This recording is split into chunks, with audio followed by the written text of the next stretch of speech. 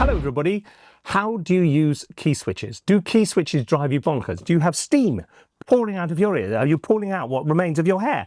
Lots of people feel this way. Key switches, however, are fairly straightforward, and I'm going to explain the three basic ways in which different workflows which you can use in order to make them work. There is no sort of magic bullet to getting around this, because part of the challenge is when you're writing a piece of music, how do you want it played? Exactly how do you want each note to sound? You have to make that decision because you're the composer. And then the key switches, or whatever other technology you use, just implement that. But you can't short circuit your creative process so that you just go, oh, go on, get on with it, just play it how you like it. That doesn't work. Try saying that to a real musician and they go, or whatever real musicians would do if no, they're much more polite than that. Right, let's explain how key switches work. Here is Spitfire Symphony Orchestra Discover. This is the free library from Spitfire. All the blue notes here are the range of the cello, starting right down there at C1. These red notes here are key switches. In other words, they're outside the range of the instrument, so they don't make any sound. They're simply change the articulation. So if we play C-2, bonk, it does a long. If we play G-2, it switches to spiccato, you see, like that. Now, okay, here's the first problem. If you look at my keyboard, this is C3, okay? That's C2, that's C1, that's C0. There's the problem. Okay, C2 is in Antarctica, down there somewhere. So the only way, if you're going to try and do this in real time, and I'll do it, but it's not recommended, you have to transpose down your keyboard. So now C3 is up here.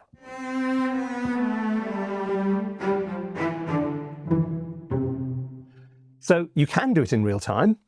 You can play notes with one hand, you can play the key switches with the other, and with your third hand, you can ride the mod wheel, because the mod wheel What? You only got two hands? You got a nose, haven't you? Okay, let's try this.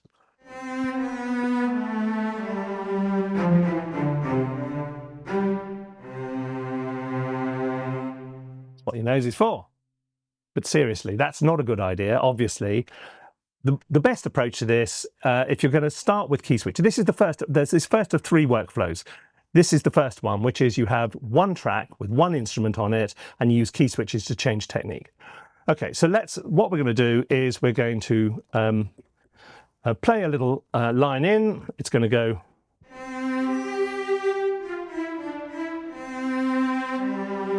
Okay, sounds familiar. Now, suppose I want those middle notes to be shorts and the end one to be tremolando. Okay, the first one, I can either go in here and with my pencil tool, draw C-2, see it's down here somewhere, there we go. Let's start out C-2.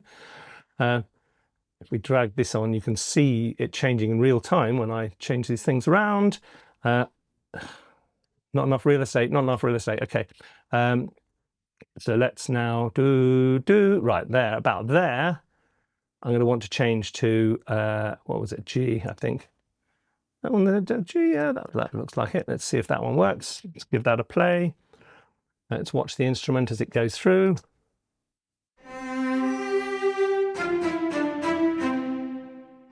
There you go. So that's how it works. So you can just draw them in. It's a bit of a cumbersome way, to be absolutely honest. If I'm going to do this at all, and this doesn't tend to be the technique I use, and I'll show you the technique I use in a minute.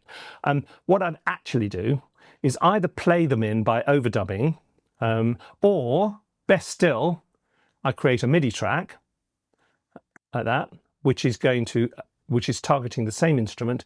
Then I can play them in. So here we go. We go to.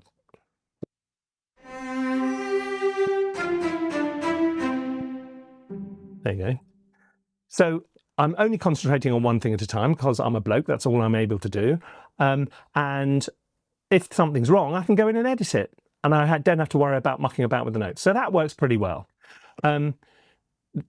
If you're going to do them all on one track, though, there are lots of disadvantages to that, and I'll explain that after I've done the next technique. because it is still one instrument on one track, but this uses something called expression maps, which is the Cubase version. There's articulation IDs, I think is Logic.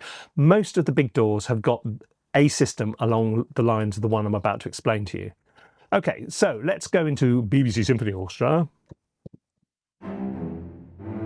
Here we go. Right, hello BBC Symphony Orchestra, where are you? What have we got? We've got a cello. Okay. Right, let's play a little line in, and then we can go through and add articulations to it. Here we go. Right, 1, 2, 3, go.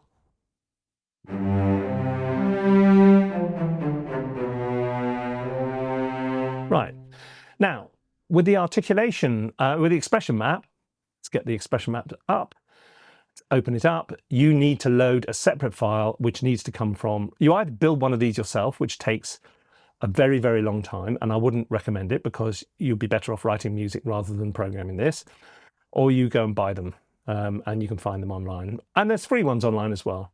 So there you go. There's all the techniques. Now what you do, you open up your piano roll editor. It works in pretty much the same way in Logic. It just looks slightly different, different technique. But the basic idea applies like this, okay? So go to expression map. We've loaded our expression map, we choose BBC Cello, and now we just go, right, what we're going to do, we're going to have, there we go, let me get my pencil tool up, we're going to start with some legato. Yes, I think we'll do legato, thanks very much. Legato, legato, legato. Then these notes can be spiccatos. Spiccato, spiccato. So I'm applying this version of it, and there's a number of different ways you can apply expression maps. This is doing it per note. No, not col legno. I want the other one. What's that? Tremolando, tremolando, and then perhaps col legno for the end. Now, it will automatically swap around as it goes through. Ready? Here we go.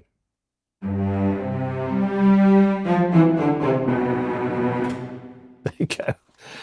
Okay. To be honest, I find expression maps a complete faff. They don't always work. They don't always line up with what you got, and all it's doing is automating the process of key switches. Now, the reason I don't like having one instrument per track is I'd like actually to be able to mix the longs and the shorts together rather more kind of creatively. I might want to adjust the timing of the shorts rather than the longs. So I might even want slightly different reverb. I mean, each articulation is better if you can treat it separately. And if you lump them all together, it's much, there are ways of doing it within the expression map system and things like that, but it's much easier if you just split them out onto separate tracks. The other thing is, if you've just got one cello line, you can't layer them up. And I'll show you why layering things up is a good idea in a moment. Right, let's leap into our template. This template here is built by us for Spitfire Symphony Orchestra Discover. It comes free as part of our free course, Introduction to Writing for Orchestra. So if you go to the website, and all the details are swishing about right now, or Google ThinkSpace courses, go and look for our free Introduction to Writing for Orchestra, and you'll get a free course to support your free library from Spitfire, and a free template. Now, this template, here we are.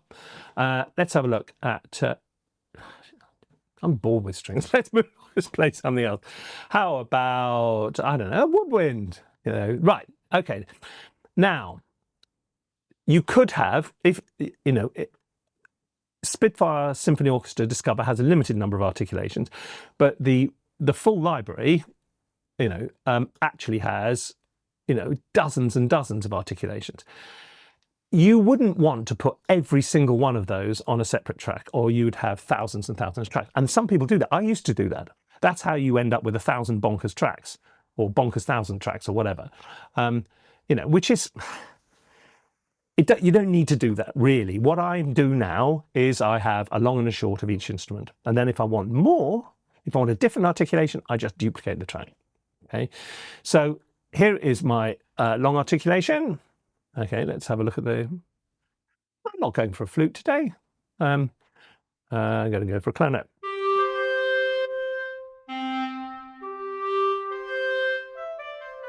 Okay, here we go. Oh, play it right, Guy.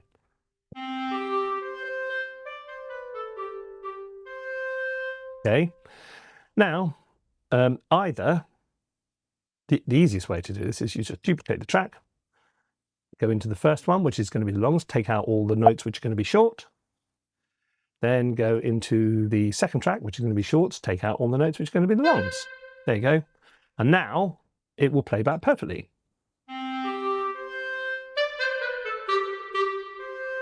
Right, those shorts are a little bit loud, so I can turn them down slightly.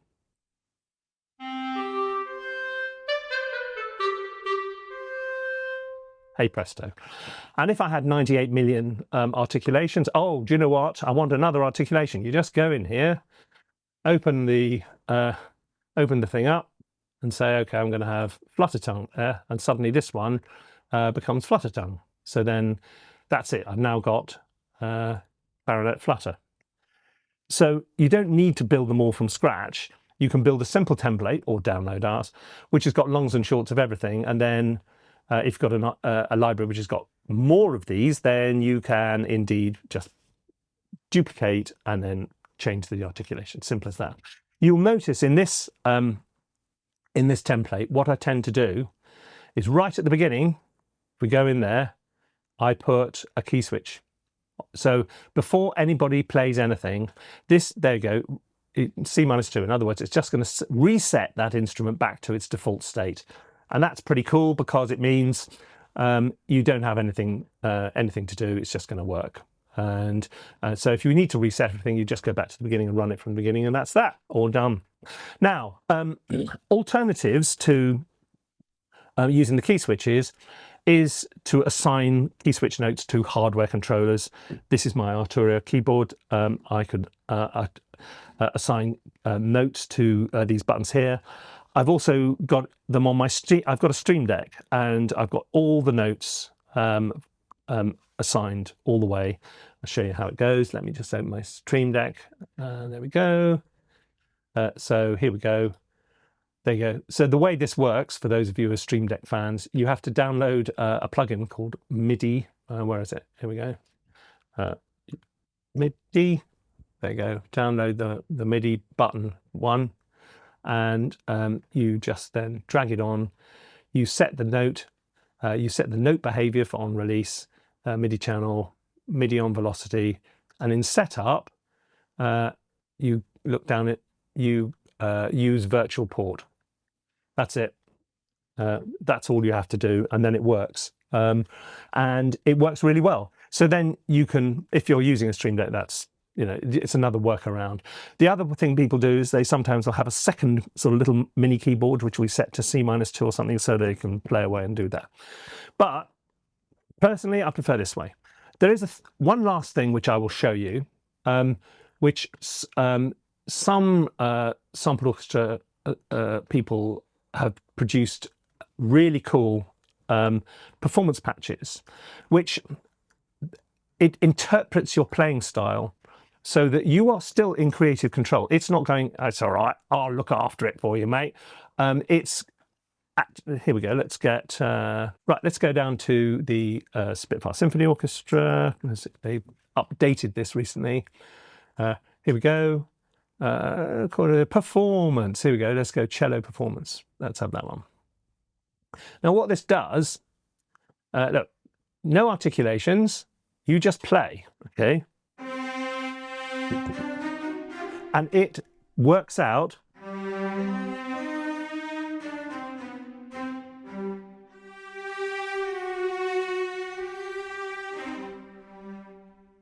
It works out from your how velocity and things like that, what you mean. And so it's 90% of the time it works really well. If you want that extra degree of control, then you have to do this. But they're not the only people to have come up with a solution like this, and there's others out there as well who've got something similar. But the most important thing is not to let this key switch nonsense get in the way of being a lovely creative person, which you are. You know you're a great musician. You know that you've just got this great idea and it's busting out and these fiddly key switches are getting in the way.